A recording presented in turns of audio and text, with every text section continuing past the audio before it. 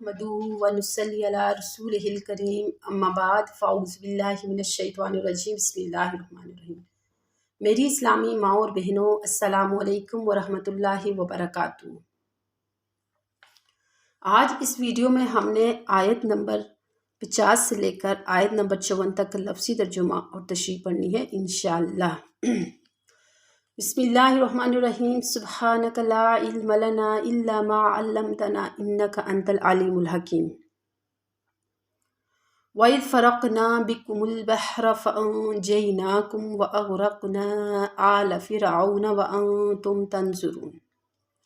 वइज़ और जब फ़रक़ना हमने फाड़ा बिकुम तुम्हारी वजह से अल बहर समंदर को, फ़अंजयनाकुम हमने निजात दी तुमको, व अग़रक़ना और हमने गरक कर दिया आल फ़िरऔन को, व अंतुम तंज़ुरून और तुम थे अपनी आंखों से देख रहे थे उन्हें गरक होता हुआ। वइज़ वाअदना और जब हमने वादा किया मूसा अलैहिस्सलाम से 40 लैलतन 40 रातों का।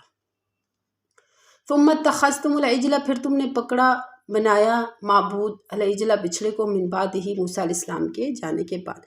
वअंतुम ज़ालिमून और थे तुम जुल्म करने वाले।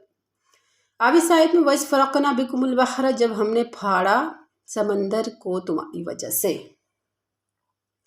ये किस्सा उस वक़्त हुआ जब मूसा अलैहिस्सलाम पैदा होकर पैगंबर बन गए और मुद्दतों फ़िरौन को समझाते रहे। जब वो किसी तरह न माना तो हुक्म हुआ कि बनी इसराइल को खुफिया तौर पर यहाँ से रातों रात लेकर चले जाओ। तो रास्ते में दरिया हायल हुआ। इसी वक्त पीछे से फ़िरौन भी अपने लश्कर के साथ आ पहुंचा। हक़ ताला के हुक्म से दरिया 2 हिस्सों में तकसीम हो गया। यानी अल्लाह ताला ने मूसा अलैहिस्सलाम को वही की कि अपने आसा मारो तुम दरिया में, दरिया 2 हिस्सों में बंट जाएगा। उन्होंने मारा तो वाकई दरिया ने उन्हें रास्ता दे दिया। बनी इसराइल को गुजरने का रास्ता मिल गया। ये तो पार हो गए। फ़िरौन जब अपनी लश्कर के साथ वहाँ समंदर के किनारे पहुंचे, उसने देखा समंदर 2 हिस्सों में तकसीम है, रास्ता बना हुआ है, तो उसने भी अपने लश्कर को लेकर समंदर में वो भी कूद गया। जैसे ही उसका लश्कर ऐन समंदर के दरमियान में पहुंचा तो हर तरफ से समंदर सिमट गया, मिल गया और अपनी हालत पर आ गया। फ़िरौन और उसके साथी सब वही गर्क हो गए। और इसी तरह फिर अल्लाह तबारक व तआला ने फरमाया कि वइज़ वाअदना मूसा 40 लैला, और फिर वो ज़माना भी याद करो कि जब हमने मूसा अलैहिस्सलाम से तुरात देने का एक मुद्दत गुजरने पर जिसमें 10 रात का इजाफा होकर फिर 40 रातें हो गई थी। पहले 30 रातें। तो हमने मूसा अलैहिस्सलाम से वादा किया था कि हम आपको तुरात देंगे। तो जब मूसा अलैहिस्सलाम वहाँ गए और इबादत में मशगूल थे तो उन्होंने पीछे से क्या किया कि बिछड़े को माबूद बना दिया, गौसाला को। और मूसा अलैहिस्सलाम के जाने के बाद तुमने बिछड़े की इबादत करनी शुरू कर दी। तो ये किस्सा उस वक्त हुआ था जब फ़िरऔन के गरक होने के बाद बनी इसराइल बकौल बाज़ यानी बाज़ के कौल के मुताबिक मिस्र में वापस आकर आबाद हो गए थे। और बाज़ कहते हैं कि किसी और मुकाम में। अल्लामा मौदूदी अपनी तफसीर तफ़हीमुल कुरान में लिखते हैं कि वो सीना मकाम पर जो है तो वो जहाँ कर उन्होंने पड़ाव डाला, यानी जजीरा नुमा सीना वहाँ पहुँच गए। तो हज़रत मूसा अलैहिस्सलाम को अल्लाह ताला ने 40 शब रोज़ के लिए कोहे तूर पर तलब फरमाया। तो अब उनकी कौम जो थी ना वो आज़ाद हो चुकी थी। कवानीन शरीयत और अमली ज़िंदगी की उनको हिदायत देने के लिए अल्लाह ताला ने मूसा अलैहिस्सलाम को बुलाया था। तो जब मूसा अलैहिस्सलाम 1 महीना अपनी इबादत में मशगूल हुए तो उन्होंने 1 माह रोज़े रखे, और 1 माह रोज़े रखने के बाद उन्होंने अफ्तार फरमा लिया रोज़ा। अल्लाह ताला को रोज़ादार के मुंह की जो खुशबू होती है, जो उसके मैदे से उठती है, वो बहुत पसंद है। इसलिए मूसा अलैहिस्सलाम को हुक्म हुआ कि 10 रोज़े और रखो ताकि वो बू जो तुम्हारे मुंह में ख़त्म हो गई है वो दोबारा से पैदा हो जाए। इस तरह ये 40 रोज़ पूरे हो गए थे। तो मूसा अलैहिस्सलाम तो वहाँ थे और यहाँ पर एक सामरी नामी शख्स था। इसने चांदी और सोने के ज़ेवरात इकट्ठे करके एक बिछड़ा बना दिया और उसके अंदर वो मट्टी उसने डाल दी जो उसने जिब्राईल अलैहिस्सलाम के घोड़े के कदम के नीचे से उठाई थी, अपने पास महफूज कर रखी थी, वो उसमें डाल दी। तो बिछड़े में जान पड़ गई और जो जाहिल थे बनी इसराइल के उन्होंने उसकी परस्तिश शुरू कर दी। हमने दी मूसा अलैहिस्सलाम को किताब वल फुरकान, और फुरकान दिया। अब फुरकान से क्या मुराद है? फुरकान फैसले की चीज़, या तो उनको अहकाम शरइया वो जो मिली थी जो तुरात में लिखी हुई थे वो मुराद हैं, या मौजिज़ों को भी कहा गया है, या खुद तुरात ही इससे मुराद है। لیکن علامہ مودودی رحمہ اللہ لکھتے ہیں کہ فرقان وہ چیز جس کے ذریعے حق اور باطل کا فرق نمایاں ہو جائے۔ فرقان سے مراد وہ چیز جس سے حق اور باطل کا فرق نمایاں ہو جائے۔ اردو میں اس کے مفہوم سے قریب تر جو لفظ ہے نا وہ کسوٹی ہے، اور یہاں فرقان سے مراد دین کا وہ علم اور سمجھ ہے جس سے آدمی حق اور باطل میں تمیز کرتا ہے۔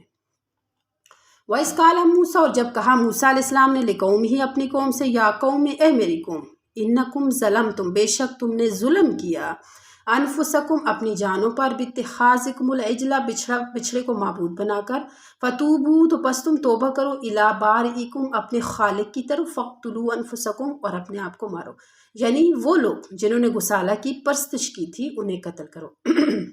ذالکم خیر لکم، یہ تمہارے لیے بہتر ہے، یعنی یہ دنیا کی سزا ہے، یہ قتل کرنا تمہیں، یہ تمہارے لیے تمہارے خالق کے ہاں بہتر ہے۔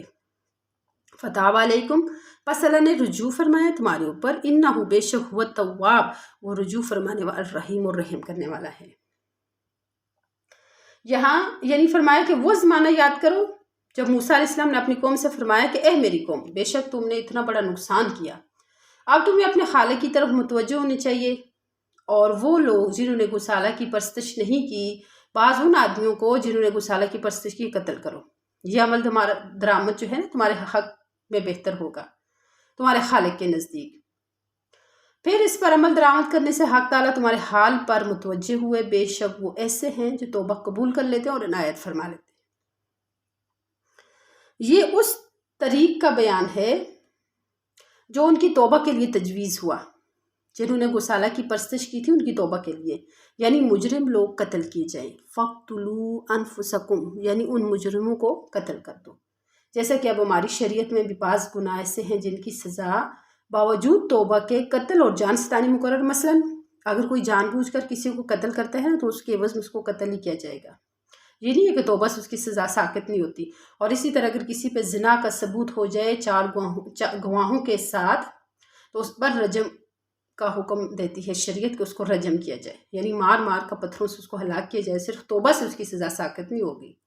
چنانچہ ان لوگوں نے اس پر عمل کیا جس کی وجہ سے وہ آخرت میں اللہ تعالیٰ کی رحمت اور عنایت کے مستحق ہو گئے، اسی لیے فرمایا فتاب علیکم، پس اللہ تعالیٰ نے تم پر رجوع فرمایا، ذالکم خیر لکم، اور اوپر یہ فرمایا کہ یہ تمہارے حق میں بہتر ہے، عند بارئکم تمہارے خالق کے ہاں، یعنی آخرت تمہاری سنور جائے گی اس سے، یہ تمہارا جو گناہ ہے اس سزا کو لاگو کرنے سے وہ گناہ ختم ہو جائے گا، دھل جائے گا۔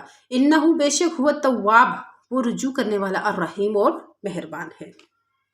بے شک اللہ تبارک و تعالیٰ انتہائی تواب اور رحیم ہے۔ اللہ تبارک و تعالیٰ کو گناہوں کو بخشنے کا صرف ایک بہانہ چاہیے۔ وما علینا الا البلاغ۔